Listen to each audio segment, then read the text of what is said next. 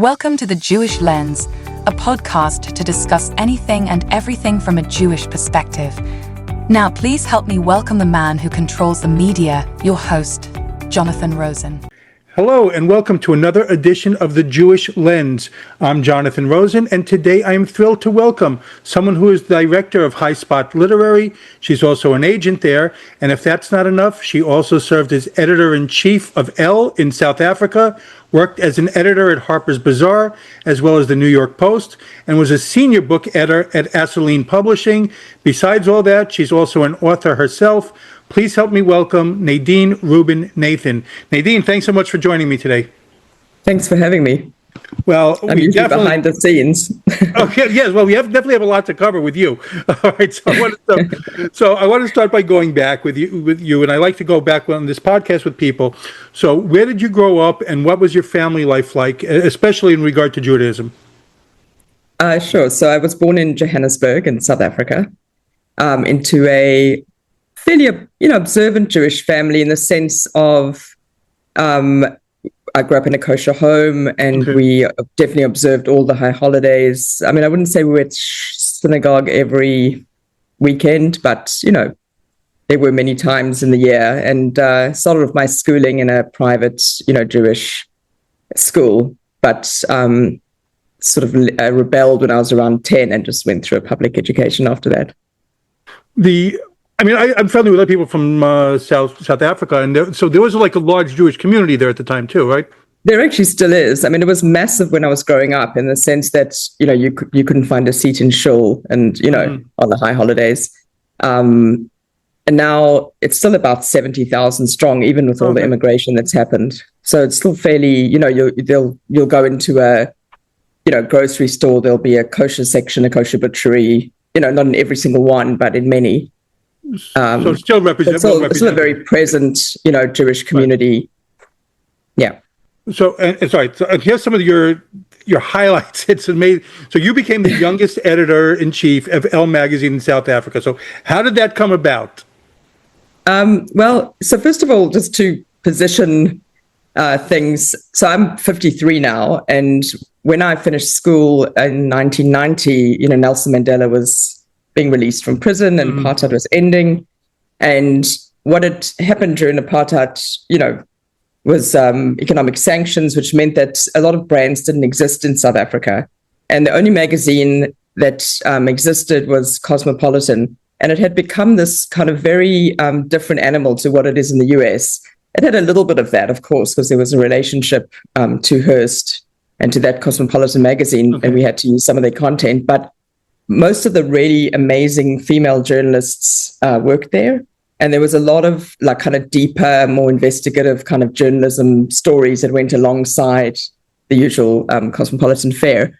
And so it was, it was quite a good magazine. And I landed up managing to get a job there. And as a junior fiction writer, just really through chutzpah. I was still at university and I'd been introduced to an editor by somebody that she was having a meeting with, and she just assumed I was his girlfriend. She was kind of annoyed that he'd brought me. But luckily for me, I was very just naturally into fashion and into knowing what was going on. And I'd just spent 3 months in Cape Town, and they were launching a fashion supplement to the magazine. And so I just started bombarding her with all these cool things that I'd found out, while I was here. And, so I guess I ended up impressing her. And then, just to keep your name in her ear, right? Yeah, and it was so long ago. I mean, when she pulled out the company check to pay for the lunch, I sort of realized that she hadn't expected me to be there, and I felt kind of embarrassed. And so I called her the next morning and said thank you. And then I had sort of had the foresight to actually go into my sister's room, because she was actually the big magazine reader. I did read them, but I wasn't, I was more into books, to be honest. But I went into her room and took the big pile of Cosmopolitan magazines, and I'd gone through them, and I'd come up with a few story ideas, and actually written a few of them out. And so I said to this editor, I've got some I've got some ideas. Would you mind if I sent them through? And so I did that, and they ended up buying a couple of them, smaller ones. And then 3 months later, out of the blue, I got a call from the a personal assistant of the editor-in-chief, saying that she was coming up to Johannesburg because the main office was in Cape Town and the bureau was in Johannesburg. Wow. And that she was coming to Johannesburg and she wanted to have breakfast with me, which was like, a very exciting and unbelievable thing. And so I went to this breakfast and, it was like this strange breakfast where she asked me, like, questions about what do I read, what do I listen to, what do I watch, I didn't really know why I was there. But afterwards, I got a job offer to be a junior writer in the bureau. And then, I guess I was very ambitious. I didn't realize it at the time. I thought everybody was ambitious. And I just said yes to everything. I'll do that. I'll do that. I'll do this. I'll do that. And so I ended up sort of climbing in the ranks quite early on. And probably I probably got that job when I was about 22. I ended up finishing my BA at night.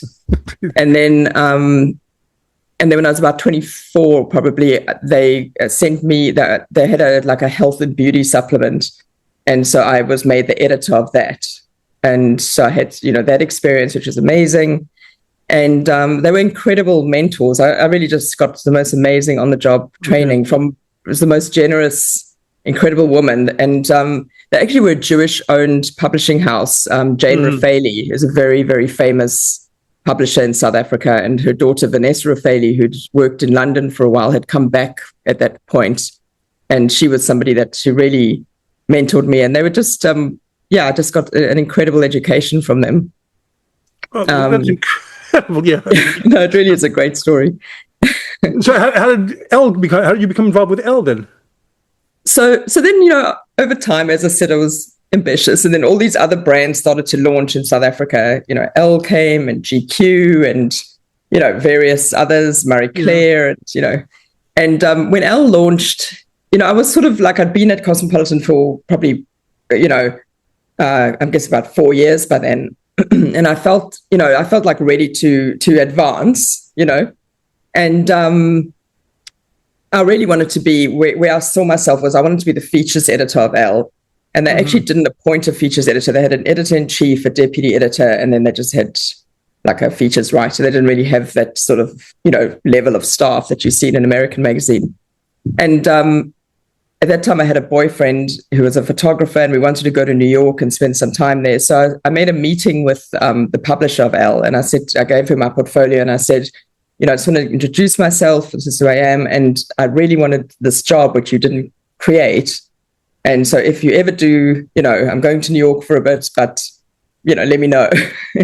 And I went off to New York, actually on a tourist visa.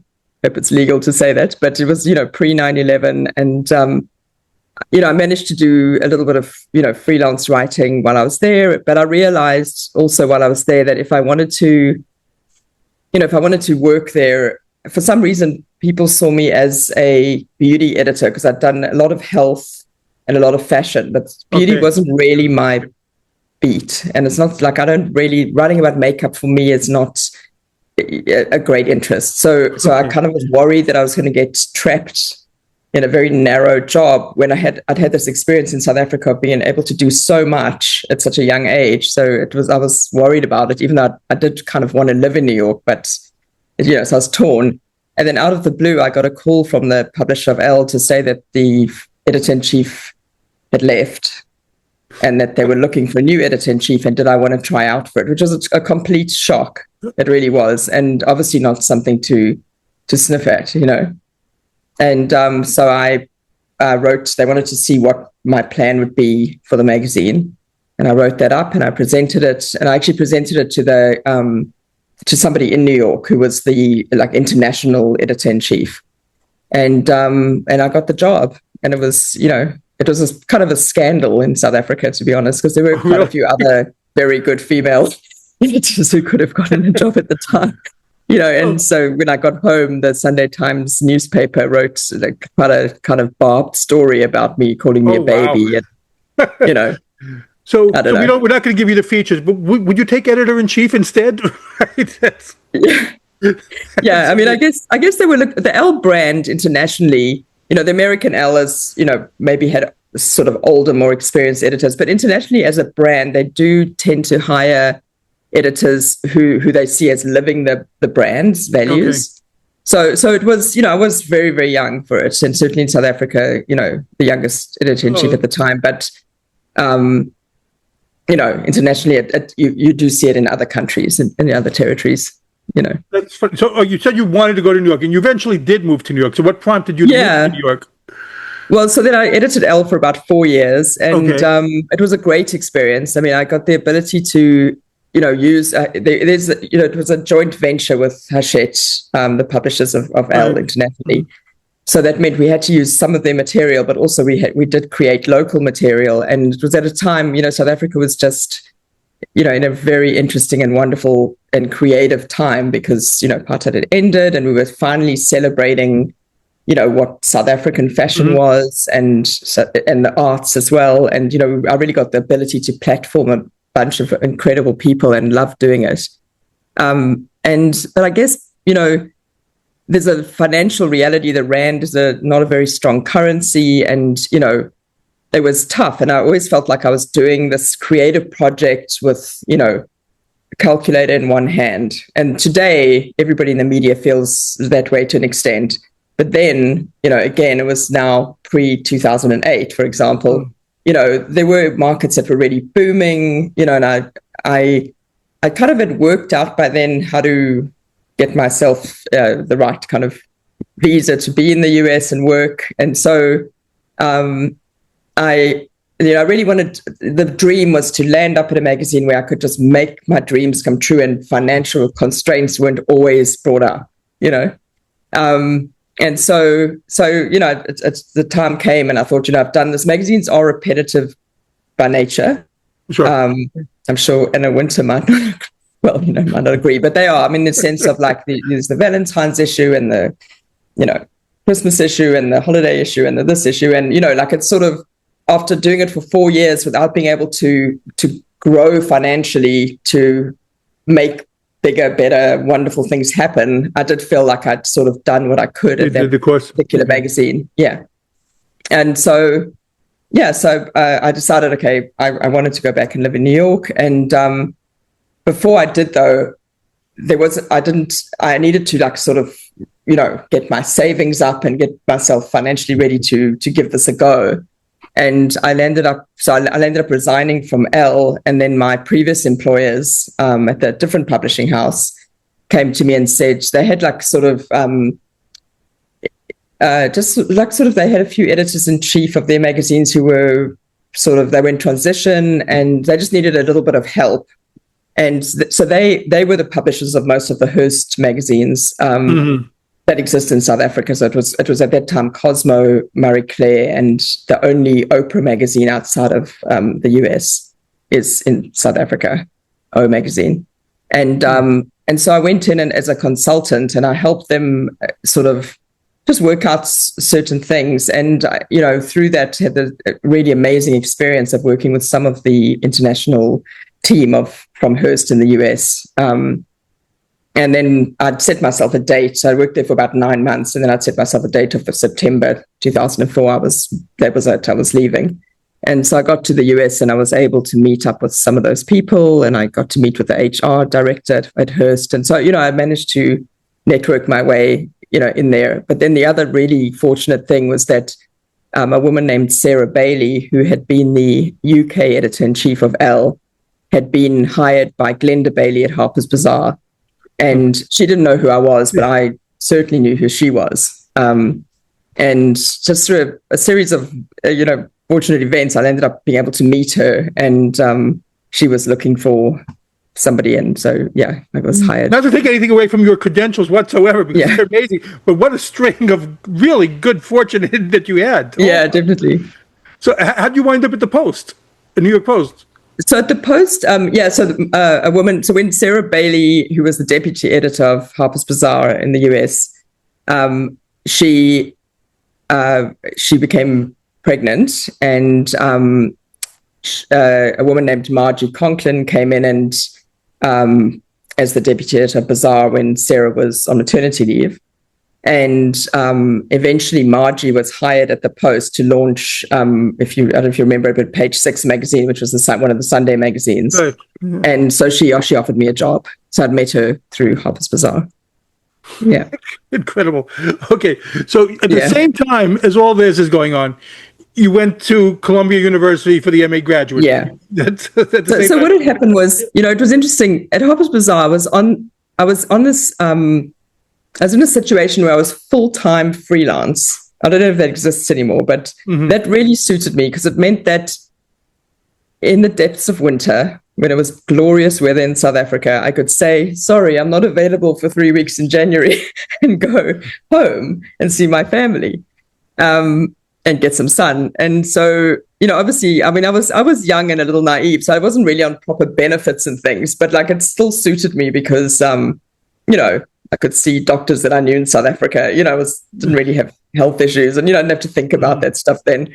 So, but it wasn't a very, even though I was doing the work and on the mastheads, etc., it wasn't like actually a very sort of secure position at Harper's Bazaar. And so when I was offered the post job, it was actually a proper job. But at the same time, I'd been looking at this master's that Columbia had set up because they always had the Master of Science, but they'd introduced the Master of Arts, and they actually had quite a lot of funding, especially for women. And I'd been looking at it, and I'd applied for it before I was offered this job, and then didn't realize I would get in, and then got in. And so it was a really big decision to make because my job at the Post was incredible. I loved it. It was wonderful. And,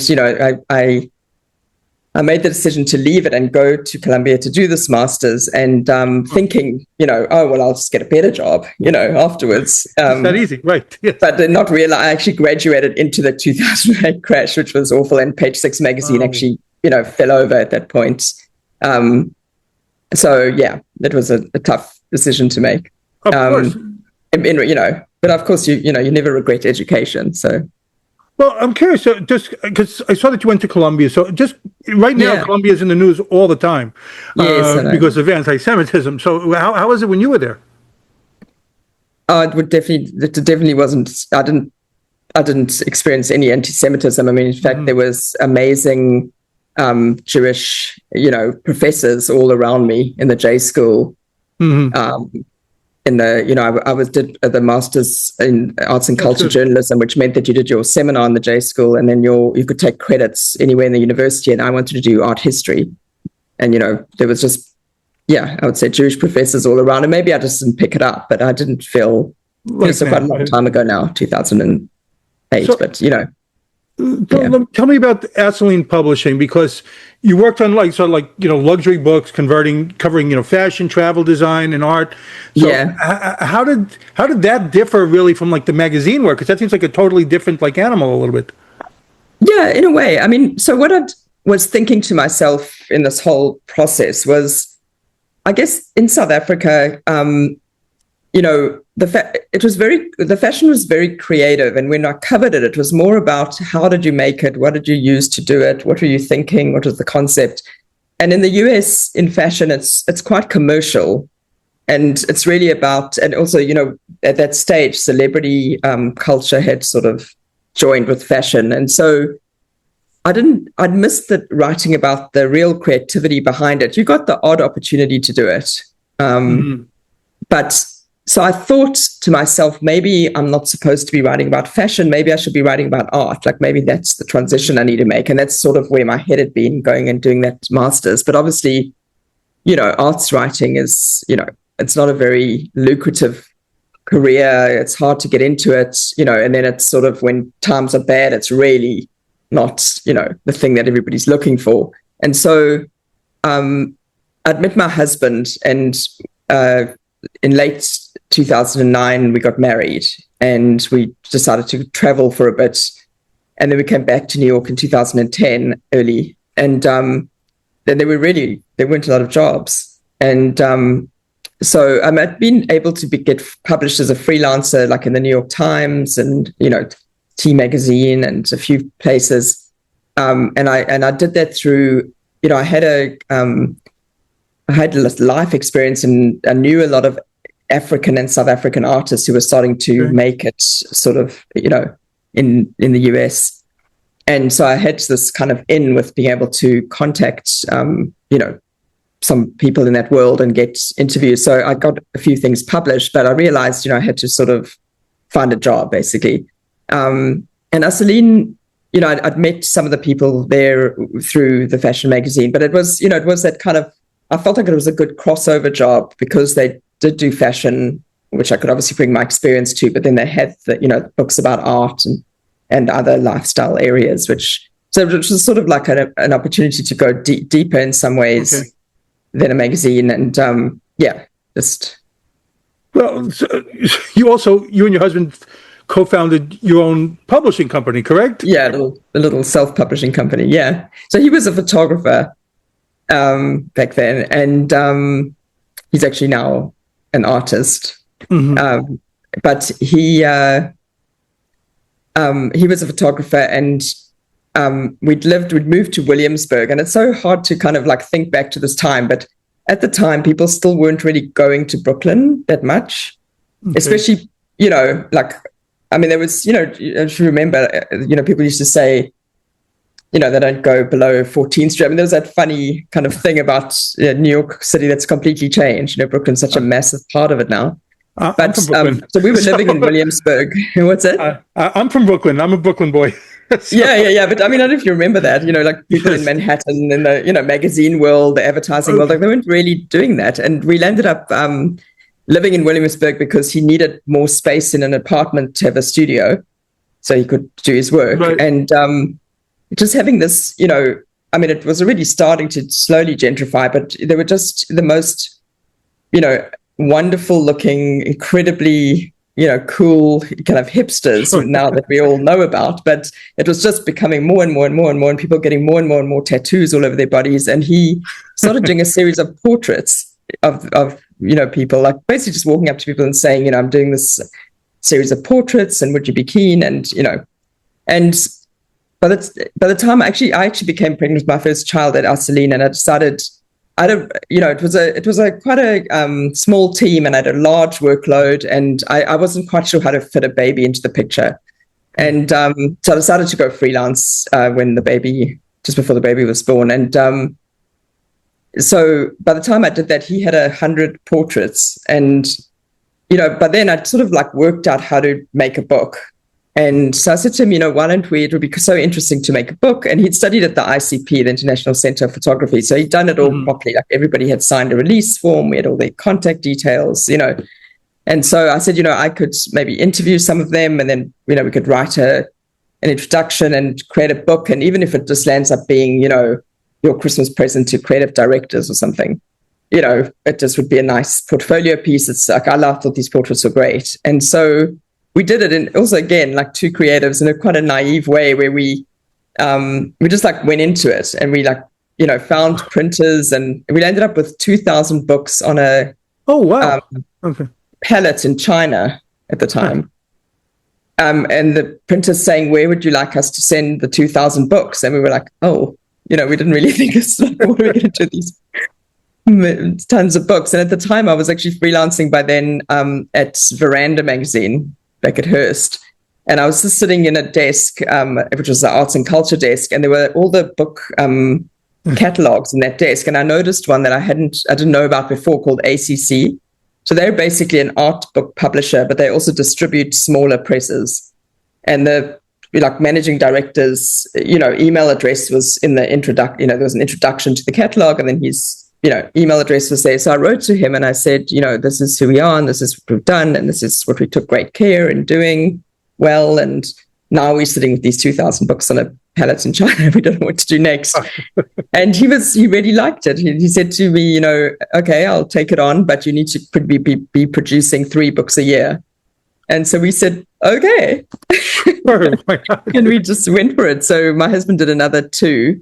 So that book was called Generation Inc., Williamsburg, Brooklyn. Mm-hmm. And we actually ended up having a launch party. That's what I mean by people not going to Brooklyn. We had a launch party at Saatchi & Saatchi in Manhattan for this book. And we actually took one of the Williamsburg tattoo studios, and they did a pop-up in the Saatchi & Saatchi boardroom. I mean, it was really quite something, So. Okay, so if that wasn't enough, so what prompted you to move to New Zealand? Well, my husband is a Kiwi. Okay. So he warned me when we met, and that he wanted to go there? he brought me over to meet his family. And I mean, he'd come to New York to study photography, but he, and then he's landed up staying because of me. His plan was to do the 1-year course at the International Center of Photography, and then you get to work for a year after you've studied for a year. And then he was going to go back to New Zealand. That was his plan. But then we met, and we ended up staying. He stayed for 8 years in total, and we had 2 children during that time. But he did warn me, the first time he brought me home, back to New Zealand to meet his family, that he would eventually want to move. And because I think I'd grown up in South Africa, it's not. I mean, it's very different and it's similar. It's like weirdly visually similar. It's more like, it's suburban basically. And I guess we couldn't really relate to having a suburban life in the US. Like we had no real family in anywhere else. I've got one sister in New York, but no, we didn't know, like, what would the point be of moving to some place where you just don't know anyone, Sure. In a suburban context when we could come here and there's cousins and, and he's actually a Jewish New Zealander, which is a rather rare thing to find, I have to say. It's a tiny community here. Well, all over. Yeah. Okay, so shortly after arriving in New Zealand, you became a literary agent. So what made you want to do that transition from editing to agenting, being on the agenting side now? Well, it's interesting. So first of all, I came here, my kids were pretty young, 10 months and 2.5 or something. So I wasn't looking for a full-time job. I started to freelance again. And then I noticed that, I was sort of interested in book publishing still. And I noticed that the New Zealand Society of Authors were advertising for an editor for their sort of magazine. And it was almost like a volunteer job. I mean, it had a teeny little, salary attached to it. But I thought, I could definitely make it better than what it was at the time. And it would mean sort of meeting people in that industry and, why not? And it was just a quarterly magazine, so it wasn't, a full-time thing. So I did that. And in doing that, I ended up interviewing an agent who was an American who was living between the US and New Zealand, and a strange thing. And, even in New York, I mean, I'd met, there is a sort of flow between editors, agents, and authors. People move around in between those I've seen that, yes. roles. Yeah. Right. And I was aware of that. And I know I've done 2 of those, but yes. Oh, yeah, I'm sure. Exactly. Yeah. I knew a couple of agents, and I knew obviously a lot of writers, some of whom had written books. And during my time in New York, I knew 2 authors in particular who'd given me their manuscripts to read because they were friends. I'd given them sort of notes, they'd sort of, and then I'd introduced them to an agent that I'd known. And, in both cases, maybe not through that agent, but those books had landed up being published by, traditional publishing houses. One of the books was published by Simon & Schuster in the UK. And, they were obviously, so I thought, that it was, something I felt confident enough to start to do. And I really thought that this agent that I'd met, who I would, be working with and giving a percentage of my deals to, was going to be training me to do the other side of agency, the important other side, which is, negotiating on behalf of authors and protecting authors' rights and getting them a good deal, and etc. But unfortunately, when my first deal came through, and I said, "Oh, so excited! I've got an offer. Here's the contract. Can you go through it with me?" And he said, "I think you can negotiate anything on a contract except for the person's address." And I realized, wow, I'm dropped in the deep end by this guy. And so I had to work it out myself. And oh my gosh, one of the ways I did that, what's that?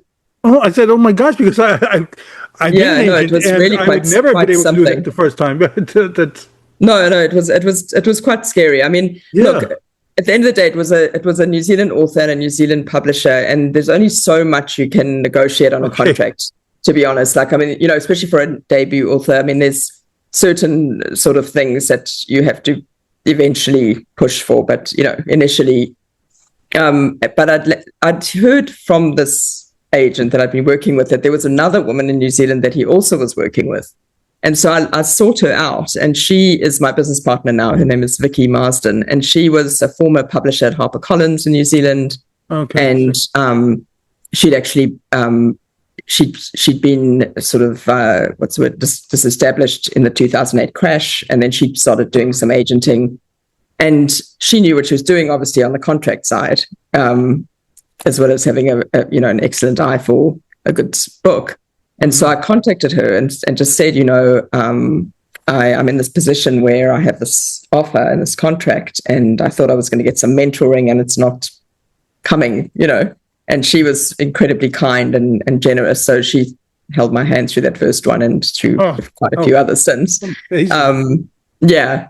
And then it's I mean, it's a little, but I made a huge effort to then learn. There's a book, for example, it's mostly used in the UK. It's like the kind of, in psychology, you've got the DSM-5. It's like the big sort of encyclopedia of disorders so there's this book that's in the UK that's like the same kind of thing of publishing contracts. Like there are ways to study it and to get on top of it. And then I paid entertainment lawyers to help me, to teach me. Yeah. So, I mean, I wouldn't want to come across as a total cowboy.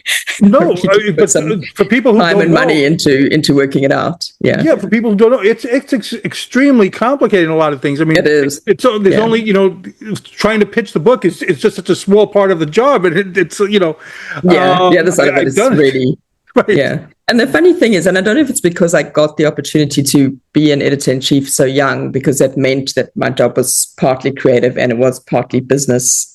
Running a business in some ways, right, and thinking about finance and other things. But I really enjoy the mix of the creativity and the business. And another amusing thing is that in my BA early on, I did actually take law, and I absolutely hated studying law. And I think I hated it because at the time in first year law in South Africa, you had to learn a lot by rote, and it wasn't like the way I like to learn.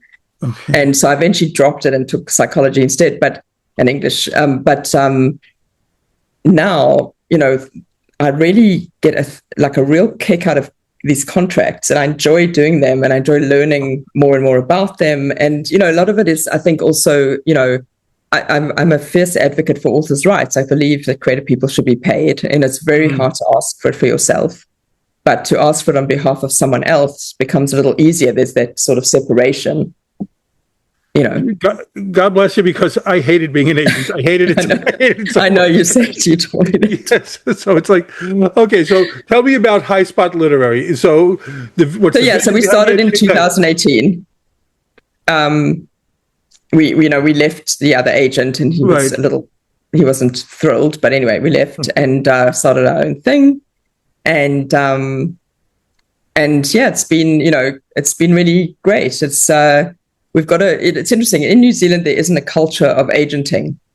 So publishers are happy to hear from authors, and that's fine and probably great. It's a very small market, and our focus is on finding authors who we can take into bigger markets outside of New Zealand. So we don't really I wouldn't work with someone who will write a New Zealand novel for New Zealand, because it just wouldn't be worth clipping the ticket of that, for that author.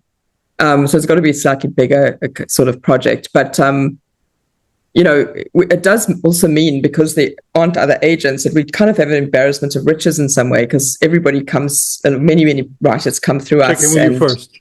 Yeah. And so we do get to work with great people and find great books.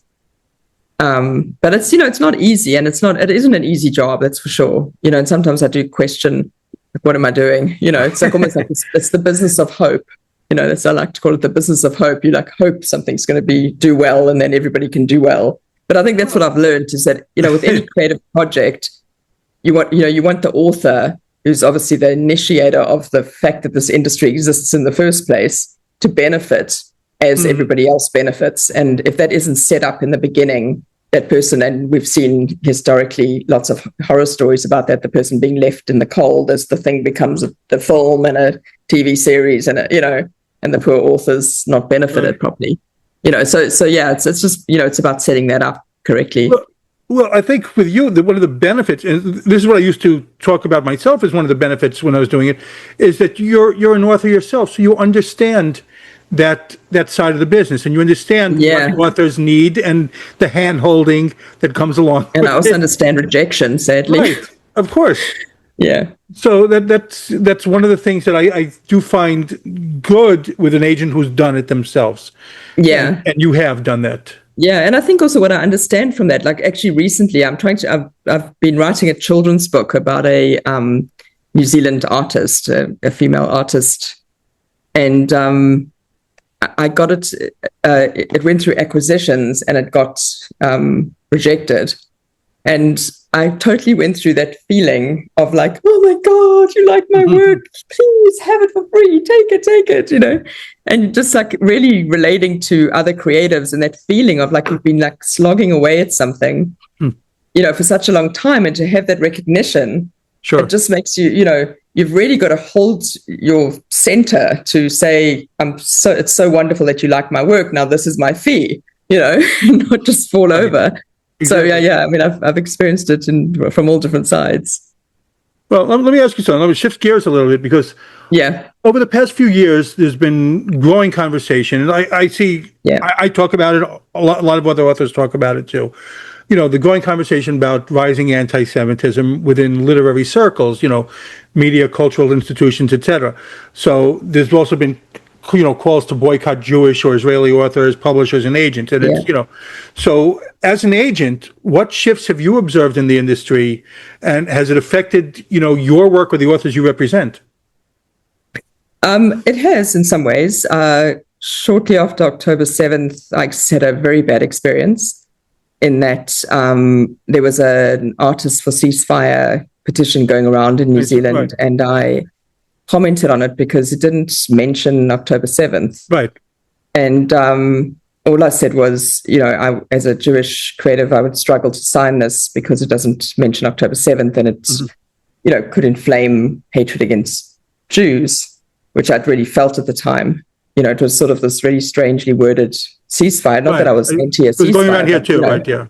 Yeah, it just was, this is just sort of, and a journalist here in New Zealand took offense to this, and basically was trying to told me that he was going to write a story about it, and then proceeded to email a whole lot of authors that I was working with, asking them, saying that this is what I'd commented, and that were they happy working with me, knowing that that's how I felt about the situation.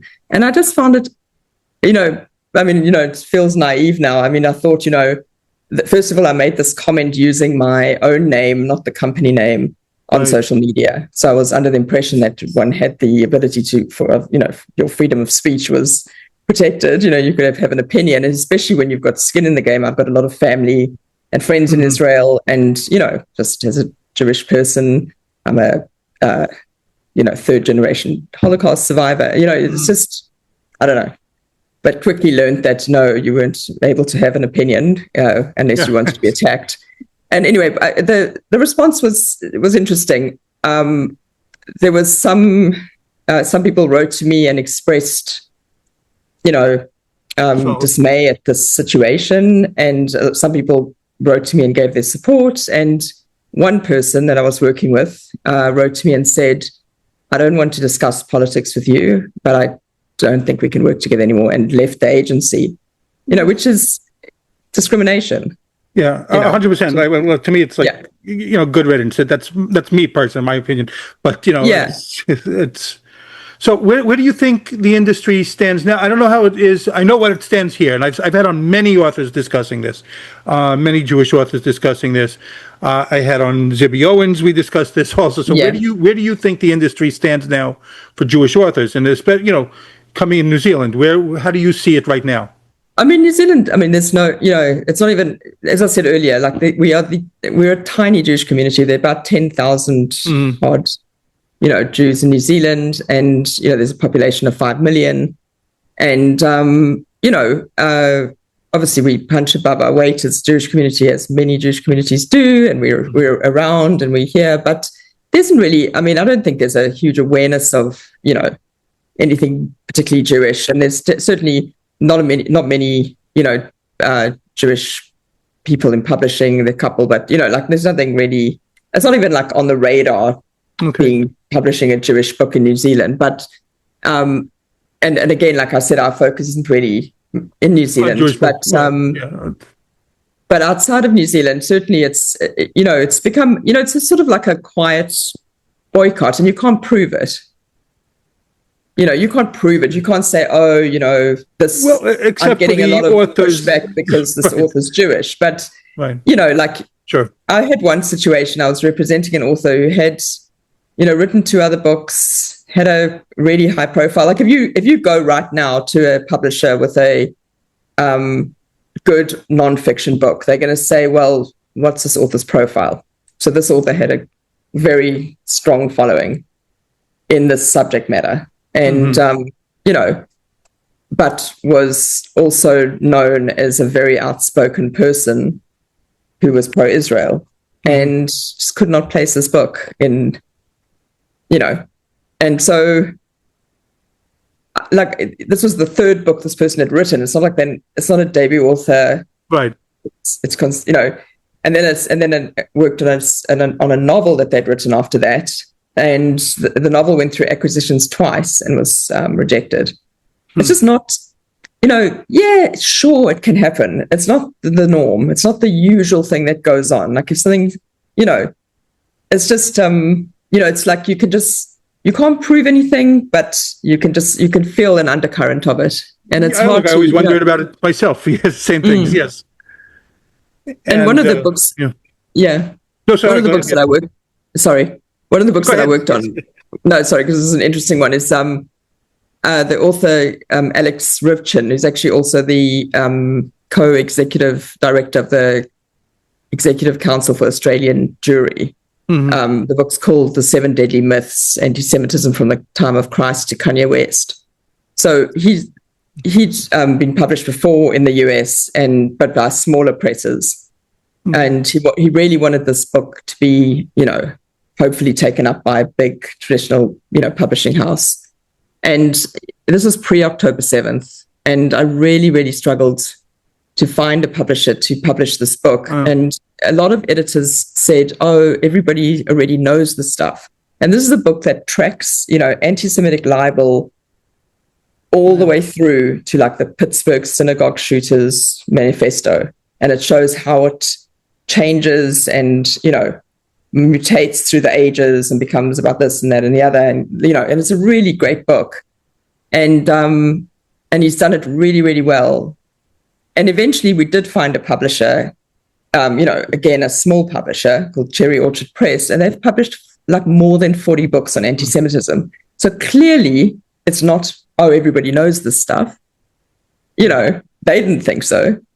The author got to do what he wanted to do with it, which was pretty much to get it into a lot of school libraries. And it was really, he was actually writing it in a way, in a premonitionary kind of way to give, younger Jewish people some, words to push back with against anti-Semitism, again, pre-October 7th. But So I don't know, like you have these experiences, but you can't really put a finger on it. Sometimes it's because that publishing house already has a bunch of Jewish authors and they just don't have space for another one, or, but I did find it weird that some people said, everybody knows the stuff.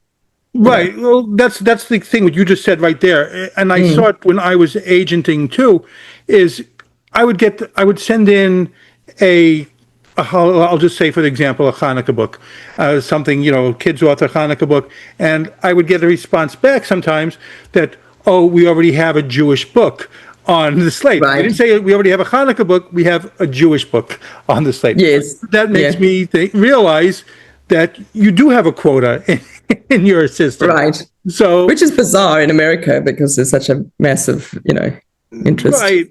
But, and I wondered, my agent is pitching a story that's also, Jewish themed, and I have the same wonders, if there's something, and I'm outspoken on social media as well, and so you do wonder. I agree with you. You'd wonder. So, all right, here's the all-important question for you: how can people follow you on social media? Well, in 2 places. So at High Spot Lit, So first of all, so the agency name High Spot, I thought it was very clever using an old-fashioned word for a rare or first edition of a book. It's like a printing term, a high spot. Okay. Well, I don't know. People just think it's got something to do with being high. I've been called High Spit. High, anyway, it's a silly idea, but anyway, that's our name, High Spot Literary. So we at High Spot Lit on Instagram and on Facebook, but mostly the action is on Instagram for me. And then personally, I'm at Nadine Rubin Nathan _writer, because I do still write freelance. And yeah, Nadine, I want to thank you so much for taking the time to speak with me. Pleasure. Pleasure talking with you. And we've been exchanging messages for a while now, and so I'm glad that you took the time to come on. And thank you so much. It's a pleasure. Thanks for your time too. Okay, let me sign us off. Again, this has been The Jewish Lens. I'm Jonathan Rosen. Again, a very special thanks to Nadine Rubin Nathan. And please like, comment, and subscribe. Thanks for tuning in to The Jewish Lens, where all items used was strictly kosher.